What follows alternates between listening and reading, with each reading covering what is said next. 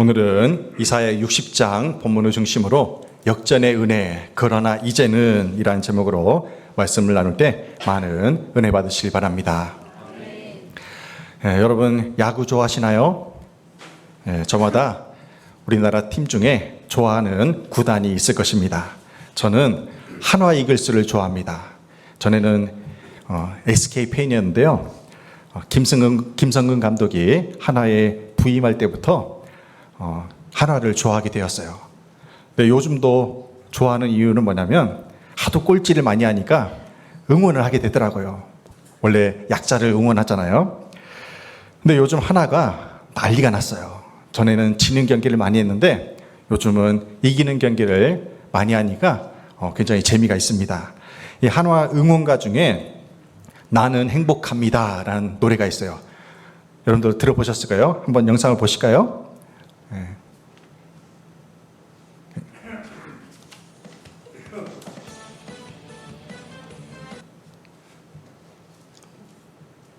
소리가 안 나나요?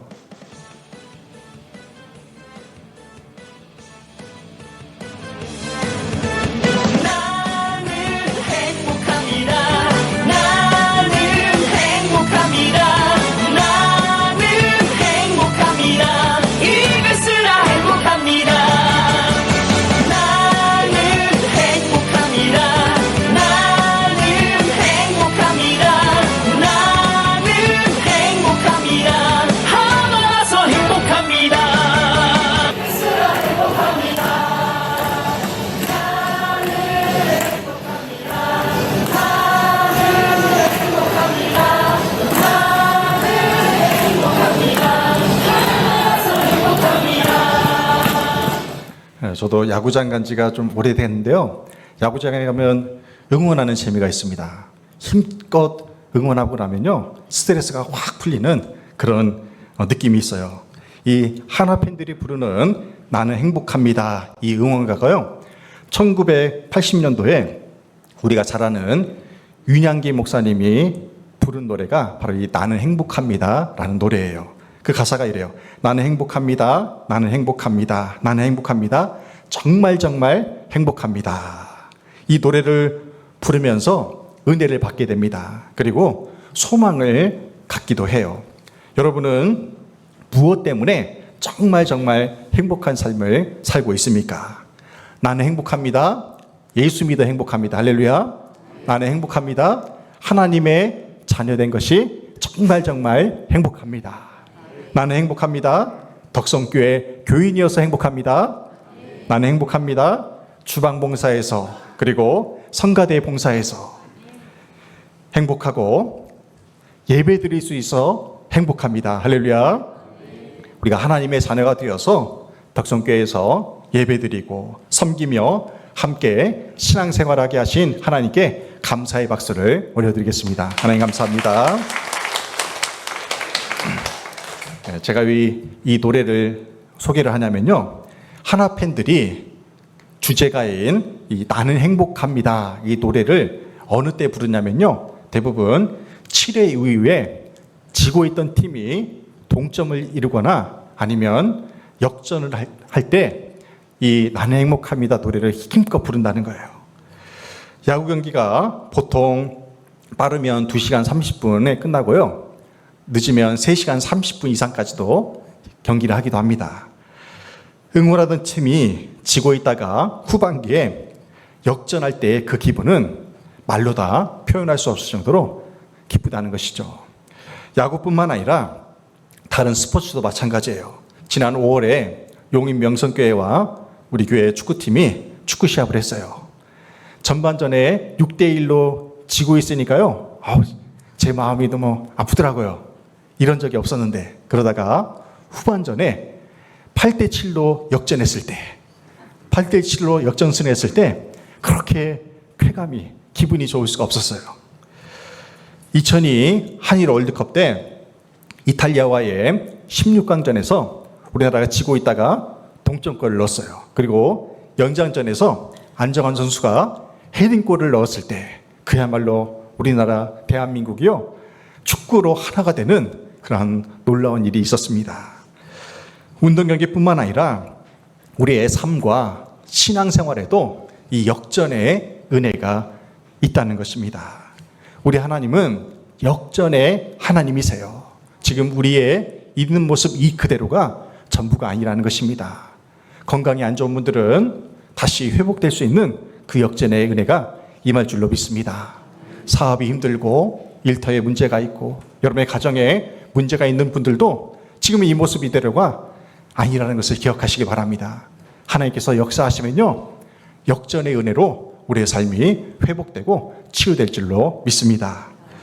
요셉을 보십시오. 요셉이 형들에게 미움을 받아서 애굽의 노예로 팔려가요. 이것이 끝이 아니잖아요. 우리는 알아요. 요셉은 끝내 애굽의 국무총리가 됩니다. 이것이 바로 역전의 은혜예요. 다윗은 어떻습니까? 사울 왕의 칼을 피해서 무려 10년 이상을 그렇게 도망자 생활을 해야 했어요. 하지만 그게 끝이 아니에요. 다윗은 이스라엘의 제2대 왕으로 세움을 받습니다. 다니엘은 어떻습니까? BC 597년에 이스라엘이 바벨론에 멸망을 당합니다. 그때 다니엘도 포로로 끌려가요. 바벨론에서의 그 포로 생활이 끝이라고 생각을 했어요. 하지만 그게 아니에요. 다니엘도요, 바벨론의 국무총리가 되는 놀라운 역전의 은혜가 임하게 됩니다. 사도 요한은 어떻습니까? 사도 요한이 70여인의 예수 믿는다는 이유로 반모섬에, 저 그리스 반모섬에 유배를 갑니다. 거기에서 채석장에서 그 노인이 돌을 나르면서 돌을 캐면서 그렇게 죽을 날을 받고 있었어요. 끓는 기름이 들어있는 그 가마 속에 던져지려고 할 때 하나님이 그를 살려주십니다. 그래서 그 반모섬에서 사도 요한이 요한 1, 2, 3서와 요한계시록을 기록하고요, 다른 사도들과는 다르게 사도 요한은 100세까지 장수하는 놀라운 역전의 은혜를 체험할 수 있었습니다. 반대급부도 있어요. 하만이라는 사람이 있어요. 하만, 페르시아 제국의 제2인자였습니다. 근데요, 하만이 길을 가는데 모르드게가 하만에게 절을 하지 않은 거예요. 유대인이, 저 종이 절을 하지 않으니까 하만이 화가 나가지고 모르드게의 민족인 유대 민족을 몰살시킬 계획을 세웁니다. 그런데 어떻습니까? 하만의 강계가 들통이 나서 모르드게를 죽이려고 세워놨던 그 장대 위에 하만이 달리는 그러한 역전의 은혜가 임하게 된 것입니다. 이렇듯 성경을 보면요, 셀 수 없이 많을 정도로 역전의 승리가 많이 기록되어 있습니다. 오늘 본문에서는 이스라엘의 회복을 통한 역전의 은혜에 대해서 말씀하고 있습니다. 이사야 60장 10절 상반절 말씀, 오늘 중심 말씀입니다. 함께 봉독합니다. 내가 노하여 너를 쳤으나 이제는 나의 은혜로 너를 불쌍히 여겼은즉. 아멘. 단어와 문장을 연결시켜주는 접속사 중에 반전 접속사가 있습니다. 반전 접속사. 그 반전 접속사가 뭐가 있냐면요, 그러나, 그러므로, 결국, 이러한 접속사가 반전 접속사로 사용돼요. 10절 말씀에 보면요, 그러나라는 반전 접속사가 나옵니다. 하나님은 범죄한 이스라엘 백성들을 징계하셨어요. 그러나 이제는 하나님이 불쌍히 여기셔서 회복시키실 것을 말씀하고 있는 것입니다. 하나님께서는 징계 가운데 있던 이스라엘을 회복시키시고 역전의 은혜를 베푸실 것을 예언하십니다. 어떻게 역전의 은혜를 경험할 수 있습니까? 하나님께서 불쌍히 여겨주셔야 회복이 되고 역전이 될 수 있는 것입니다. 그렇다면 하나님께서 언제 우리에게 긍휼을 베풀어 주십니까? 하나님이 불쌍히 여기실 때가 있어요. 하나님이 긍휼히 여겨주시는 때가 있어요. 어느 때에 하나님이 우리를 불쌍히 여기십니까? 우리가 우리의 죄를 회개하고 돌이킬 때, 그때에 하나님께서 우리를 불쌍히 여겨주신다는 것입니다. 하나님은 이스라엘이 선민이라고 해서, 선택받은 백성이라고 해서 그들을 불쌍히 여기신 것이 결코 아닙니다. 주님이 불쌍히 여기신 것은 이스라엘이 바벨론 포로 생활이라는 그 징계를 통해서 그들의 죄악을 회개했기 때문에 불쌍히 여기신 거예요. 여러분의 인생에 회복이 필요하십니까? 역전의 은혜가 필요하십니까? 그렇다면 여러분의 죄를 철저히 회개하고 주님께 돌아가시길 바랍니다. 광야에서 매일 기도로 살아가는 수도사들이 꼽은 최고의 기도가 있다고 했어요. 그게 무슨 기도라고 했습니까? 주여 나를 불쌍히 여기소서. 매일 기도하고 매 순간 기도하는 그 수도사들이 입만 열며 기도하는 기도가 바로 주여 나를 불쌍히 여기소서, 이 기도인 것입니다. 우리가 때로는 너무 힘들고 지쳐서 기도가 막힐 때가 있습니다. 그럴 때에는요, 수도사들처럼 이렇게 기도하시길 바랍니다. 주여 나를 불쌍히 여기소서. 이 기도 안에 우리의 모든 간구가 다 담겨져 있는 것입니다. 따라해 보겠습니다. 주여 나를 불쌍히 여기소서. 주여 내게 은혜 베풀어 주소서. 할렐루야. 하나님이 나를 불쌍히 여기소서 은혜를 베풀어 주실 때 내 삶에 놀라운 은혜와 역전의 은혜가 임하게 됩니다. 이 시간에는 하나님께서 긍휼을 베풀어 주시면 어떠한 역전의 은혜가 임하게 되는지를 살펴보면서 은혜를 나누고자 합니다. 첫째, 하나님이 긍휼히 여기실 때 이방 나라의 섬김을 받는 은혜가 임합니다. 이사야 60장 10절 하반절입니다.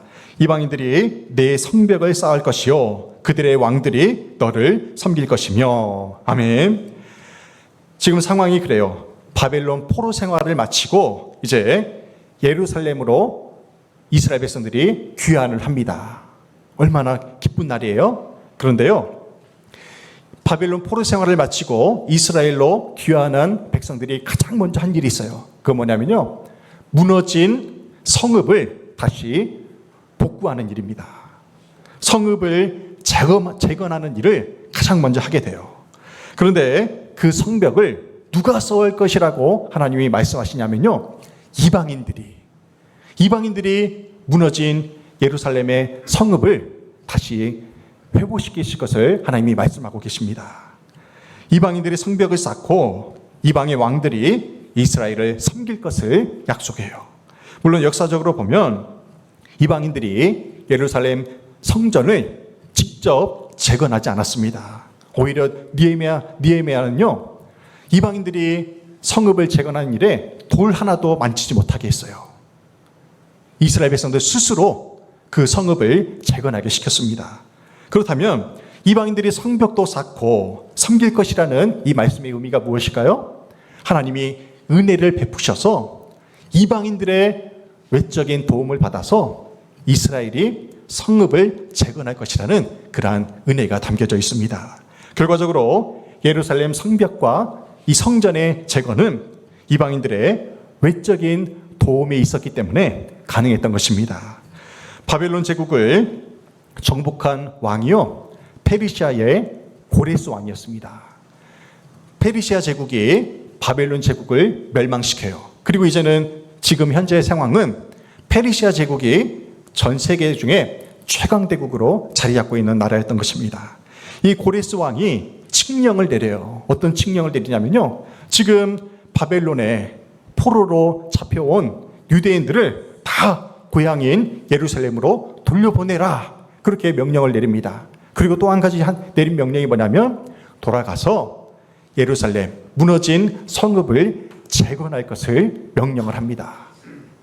근데 말로만 명령한 것이 아니었어요. 바벨론의 사방 민족들에게 또 칙령을 내립니다. 무슨 칙령을 내냐면요, 고국으로 돌아가는 저 유대인들을 도와주라고 그렇게 명령을 한 것입니다. 어떻게 이런 일이 일어날 수 있습니까? 그러자 바벨론 사면에 있는 나라들이요, 은그릇과 황금과 보물과 짐승 여러 가지 물건으로 유대인들을 도와준 것입니다. 오늘 보면 13절에 보면 레바논의 영광인 잣나무와 소나무와 황양목이 성전을 짓는 데 사용됩니다. 인간적으로 보면 있을 수 없는 일이 일어나게 된 것이죠. 하나님을 알지 못하는 바사왕 고레스 왕이 어떻게 이러한 칙령을 내릴 수가 있었을까요? 에스라 1장 1절에 보면 그 이유가 이렇게 나옵니다. 바사왕 고레스 원년에 여호와께서 예레미야의 입을 통하여 하신 말씀을 이루게 하시려고 바사왕 고레스의 마음을 감동시키심에 그가 온 나라에 공포하고 조서도 내려 이르되. 아멘. 바사왕 고레스가 이스라엘을 위하여 이렇게 엄청난 도움을 준 이유가 뭐예요? 하나님께서 바사왕 고레스의 마음을 감동시키신 것입니다. 하나님이 하신 거예요. 바사왕 고레스가 페르시아 제국의 왕인 고레스가 스스로 결정한 것이 아니었어요. 하나님께서 그 이방의 왕인 고레스의 마음을 감동시키신 것입니다. 그 이유가 뭐예요? 그 옛날 70년 전 예레미야 선지자의 그 예언을 성취하기 위해서 하나님이 감동시키신 것입니다. 예레미야 선지자가 어떤 예언을 했냐면요, 바벨론 포로 생활 70년이 지나면 예루살렘으로 돌아오게 되리라는 그러한 예언을 했습니다. 주님은 이 예레미야 선지자의 예언을 이루시기 위해서 고레스의 마음을 감동시키셔서 놀라운 회복의 은혜를 허락하신 것입니다. 우리나라를 예로 들면요, 우리나라 일제강점기 때 일본이 우리나라를 침략을 합니다. 그래서 주권을 빼앗아요. 강제노동과 위안부로 우리나라를 얼마나 힘들게 했습니까? 그때 우리나라의 고통은요, 말로 다 표현할 수 없어요. 회복이 될 수 없을 거라 생각을 했어요. 하지만 하나님이 우리나라를 사랑하셔서 해방이 되게 하시고요, 해방과 함께 우리나라 국민들 힘으로, 스스로의 힘으로 우리나라가 재건될 수 있었습니까? 아니에요. 다른 나라의 원조를 받아서 우리나라가 빠르게 한강의 기적을 이룰 수가 있게 된 것입니다. 오늘 살아가는 우리의 삶도 마찬가지예요. 하나님이 우리의 인생을 불쌍히 여기셔야 우리의 삶의 회복과 치유가 일어난다는 사실을 기억하시길 바랍니다. 두 번째로, 하나님이 불쌍히 여기시면 우리의 삶에 평안과 재물을 얻게 되는 축복이 일어납니다. 이사야 60장 11절 말씀에서 이렇게 말씀해요. 내 성문이 항상 열려 주야로 닫히지 아니하리니 이는 사람들이 내게로 이방 나라들의 재물을 가져오며 그들의 왕들을 포로로 이끌어 옴이라. 아멘. 고대 근동 지역에서 성문은요, 낮에는 사람들의 출입을 위해서 항상 열어놓습니다. 하지만 밤이 되면 출입을 통제하기 위해서, 성읍의 안전을 위해서 성문을 굳게 닫아놓습니다. 그런데 이사야 60장 11절 상반절에서 뭐라고 말씀해요? 내 성문이 항상 열려 주야로 닫히지 않는데요. 이 말이 무슨 의미일까요?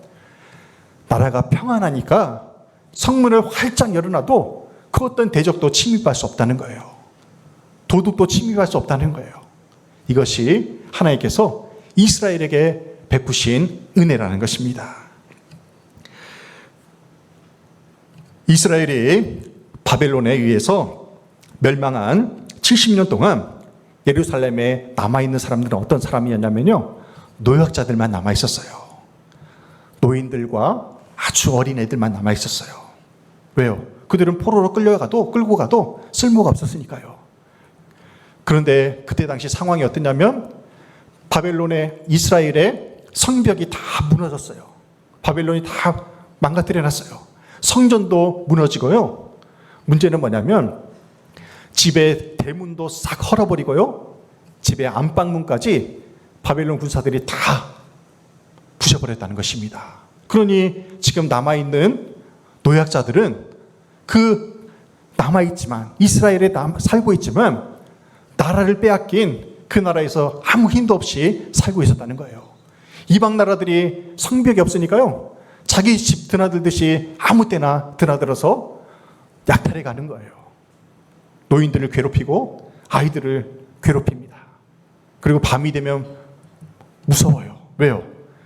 집에 대문이 없으니까, 안방문이 무너졌으니까 들개들이요, 들짐승들이 집에 쳐들어오는 거예요. 얼마나 두려운 하루하루를 이스라엘에 남아있는 백성들이 그렇게 살아야 했었겠습니까? 그러나 이제는 하나님이 역사하셔서 이방인들이 재물을 가지고 예루살렘으로 나오는 역전이 일어나게 된 것입니다. 이렇게 하나님이 긍휼을 베푸시면요, 그 무너진 이스라엘이, 가난했던 민족이 재물의 축복을 받게 된다는 것입니다. 여기서 이방 나라들의 재물과 이방의 왕들이 포로로 끌려온다는 것은요, 전리품을 얻게 된다는 의미입니다. 전리품을 얻게 하신대요. 그렇다면 어떤 사람이 전리품을 얻을 수 있게 됩니까? 누가 전리품을 얻습니까? 전쟁에서 승리한 사람이 전리품을 얻어요. 그렇다면 우리가 믿음의 눈으로 보면요, 어떤 사람이 전리품을 얻습니까?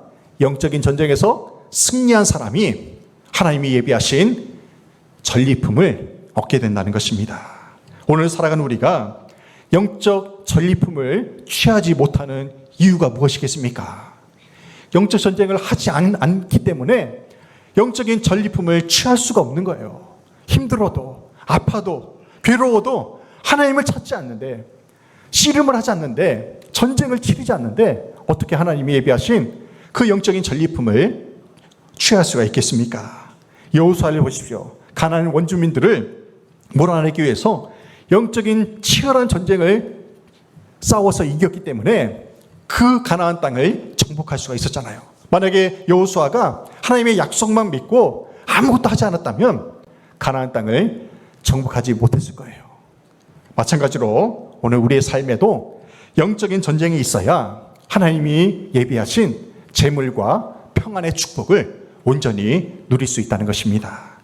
하나님의 자녀된 우리가 영적 전쟁에서 승리하려면 먼저 우리의 대적인 마귀의 실체를 알아야 됩니다. 마귀가 어떤 존재입니까? 마귀는요, 타락한 천사입니다. 자신이 경배를 받으려 하다가 천국에서 쫓겨난 타락한 천사들이요, 지금 오늘 우리가 살아가는 이 공중권세를 잡고 있다는 거예요. 그래서 이 세상은 마귀가 지배하고 있는 세상이에요. 이것을 우리가 살아남을 수 있는 방법은요, 하나님을 온전히 믿는 그 믿음이 이기게 하는 것입니다. 또 마귀는 참소하는 자예요. 참소한다는 것은 정죄의식을 갖는다는 것입니다. 정죄의식을 갖게 해요. 조그만 죄를 지어도요, 그 죄의 올무에 가둬둬서 아무것도 못하게 하는 그러한 죄인으로 만들어버려요. 마귀가 하는 일이에요. 그리고 마귀는 거짓의 아비입니다. 거짓으로 하나님과 나 사이를 분리시켜요. 이간질합니다. 그리고 거짓으로 하나님, 나와 이웃과의 관계를 분리시켜서 멀어지게 만들어요. 이것이 마귀가 하는 일이에요. 그리고 마귀는 귀신들을 통해서 역사합니다. 마귀의 졸개들인 귀신들을 통해서 우리에게 악한 생각과 악한 행동을 하게끔 마귀가 조장하는 것입니다. 내가 지금 마귀에게 공격을 받아서 넘어졌다는 것을 쉽게 확인하는 방법이 있어요. 그 방법이 뭐냐면요, 첫째는 내 입에서 원망 불평의 말이 나온다면 그것은 마귀에게 진 것입니다. 마귀에게 사로잡힌 거예요. 두 번째, 다른 사람을 판단하고 정죄하고 있다면 나 자신이 마귀에게 사로잡혀 있는 거예요. 세 번째로, 우울함과 불안함이 가득하다면요, 그것 또한 100% 마귀에게 지고 있는 것입니다. 반대로 예수님이 내 안에 계신 증거가 있어요. 예수님이 내 안에 계신 거. 첫째는요, 하루하루가 행복하고 기대가 되고 있다면 예수님이 내 안에 계신 증거예요. 두 번째는 내 안에 은밀한 죄가 사라졌다면 예수님이 내 안에 계신 증거가 됩니다. 예수 그리스도의 이름으로 영적 전쟁에서 승리하여 하나님이 주시는 재물과 평안의 축복을 온전히 누리며 살아가시기를 주님의 이름으로 축원합니다. 아멘.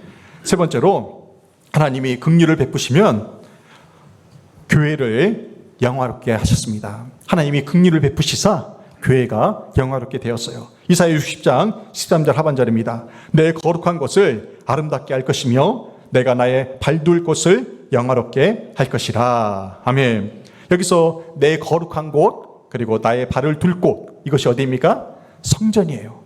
하나님의 집입니다. 오늘날 교회입니다. 하나님의 성전인 오늘날의 교회가 왜 거룩한 곳이 되고 하나님의 발이 머무르는 곳이 됩니까? 성전은요, 하나님이 임재하셔서 하나님의 영광을 나타내는 곳이기 때문에 이곳이 거룩한 하나님의 집이 되는 것입니다. 건물로서의 교회를 의미하는 것이 아니에요. 주님의 몸으로서의 교회는 이처럼 아름답고 영광스러운 곳인 것입니다. 하나님께서는 주님의 몸된 교회를 심판을 통해서 영화롭게 하십니다. 이사야 60장 12절입니다. 너를 섬기지 아니하는 백성과 나라는 파멸하리니 그 백성들은 반드시 진멸되리라. 아멘. 하나님은 주님의 몸된 교회를 섬기지 않는 자는 파멸하시겠대요. 그 백성들은 반드시 진멸하겠다고 말씀하십니다. 얼마나 무서운 말씀입니까? 이것은 궁극적으로 신약의 교회가 누리게 될 권세와 영광에 대한 예언의 말씀이에요. 하나님께서는 이 말씀을 통해 오늘날 이 교회를 통해서만 구원에 이를 수 있다는 사실을 분명히 밝히고 계십니다. 그런데 인도, 세계에서 인구가 가장 많은 나라 인도 14억 4천만 정도 되더라고요. 인도와 그리고 이집트, 일본, 태국 이런 나라들의 공통점이 있습니다. 이런 나라들이 믿는 종교는요, 다신교입니다. 다신교. 다신교가 뭐냐면요, 하나 이상의 신을 믿는 나라예요. 하나 이상의 신을 믿는 종교. 그래서 여러 가지 신을 믿어요. 그 나라들은 유일신 하나님을 믿는 우리는 어떤 종교입니까? 유일신교라고 해요. 그래서 다신교의 반대는 유일신교입니다. 이 다신교를 믿는 나라에서 하나님을 전하는 것은요, 굉장히 쉽습니다. 왜 그러냐면요, 그들이 믿는 신들 중에 예수를 전하면요, 나도 그 신을 믿겠다. 근데요, 그 신도 믿겠다. 그렇게 말하는 거예요. 굉장히 쉬워요. 하지만 유일신 하나님만을 믿으라고 전하는 것이 매우 힘들다는 것입니다. 왜요? 여러 신을 믿는 사람들이기 때문에 그래요. 다신교나 이 종교 다원주의에 빠진 사람들은요, 교회 밖에도 구원이 있다고 주장을 합니다. 하지만 성경은요, 단 한 번도 교회 밖에 구원이 있다고 말한 적이 없어요.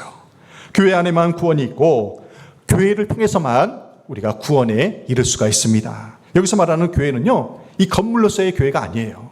예수님이 머리가 되시고 주님이 주인이 되시는 곳, 그 교회가, 그 교회를 통해서 구원이 임한다는 것입니다. 하나님께서는 이 역전의 승리를 통해서 교회를 영화롭게 하십니다. 이사야 60장 14절 말씀입니다. 너를 괴롭히던 자의 자손이 몸을 굽혀 내게 나오며 너를 멸시하던 모든 자가 내 발 아래에 엎드려 너를 일컬어 여호와의 성읍이라 이스라엘의 거룩한 이의 시온이라 하리라. 아멘.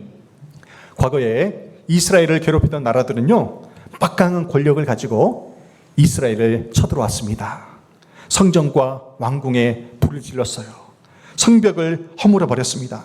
많은 사람들을 포로로 끌고 갔어요. 유다왕 시드기야의 두 아들이요, 시드기야가 보는 앞에서 죽임을 당해요. 시드기야 왕은 두 눈이 뽑힌 채 손이 결박당해서 그렇게 바벨론에 포로로 끌려갔어요. 얼마나 비참한 현실입니까? 그러면서 이방인들이 그렇게 말해요. 너희가 믿는 여호와 하나님이 어디에 있느냐?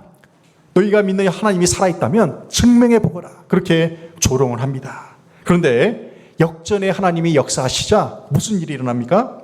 이방 나라들이요, 예루살렘에 와서 몸을 굽힌대요. 그들이 재물을 가지고 예루살렘에 조공을 바치는 그러한 일이 발생을 합니다.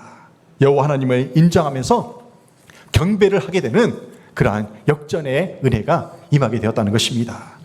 교회 역사를 보면 교회는 언제나 세상으로부터 조롱과 멸시와 핍박을 받아왔습니다. 물론 지금도 마찬가지예요. 지금도 얼마나 많은 교회가 조롱과 멸시를 당하고 있습니까? 때로는 그 핍박이 너무나 커가지고 지금이라도 당장 교회가 망할 것 같아요. 지금이라도 당장 교회가 사라질 것처럼 느껴지기도 합니다. 하지만 교회는요, 결코 망하거나 사라지지 않습니다. 왜 그래요? 교회의 주인이 사람이 아니라 하나님이시기 때문에 그렇습니다. 중국에 1966년부터 10년 동안 마오쩌둥과 홍위병을 중심으로 문화혁명이 일어났어요. 이 시기에 모든 교회가 문을 닫습니다. 교회를 없애버린 거예요, 중국 정부가.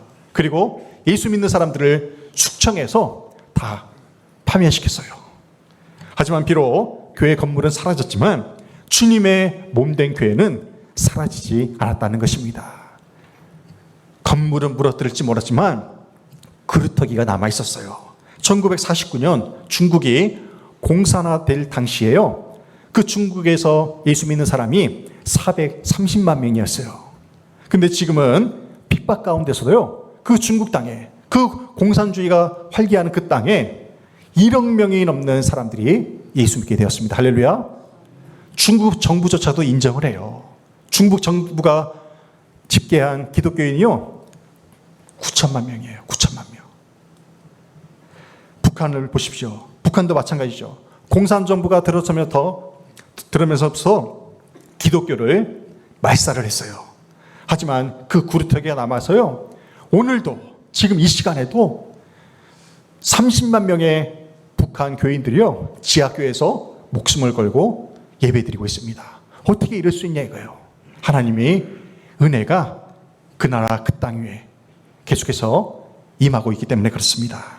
우리 모두가 하나님의 긍휼하신 은혜가 필요한 불쌍한 존재입니다. 그렇기 때문에 하나님이 우리 자신을 불쌍히 여겨주시면 우리 삶에 역전의 은혜가 임할 수가 있다는 사실입니다. 이 시간 하나님의 은혜가, 하나님의 긍휼하신 은혜가 필요한 분들이 분명 계실 것입니다. 이 시간 눈을 감고 은혜가 필요한 곳에 손을 얹으시기 바랍니다. 몸이 아픈 분은 여러분의 아픈 부위에 손을 얹으시기 바랍니다. 사업과 일터와 가정에 문제가 있는 분은 여러분의 가슴에 손을 얹고 함께 기도하겠습니다. 제가 기도할게요. 전능하신 여호와 하나님, 이 시간 우리에게 긍휼을 베푸시사 병들고 아픈 몸을 치유하여 주시옵소서.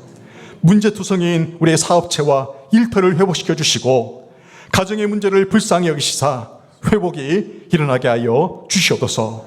우리를 위해 역전의 은혜를 예비하신 예수님의 이름으로 기도드립니다. 아멘. 아멘.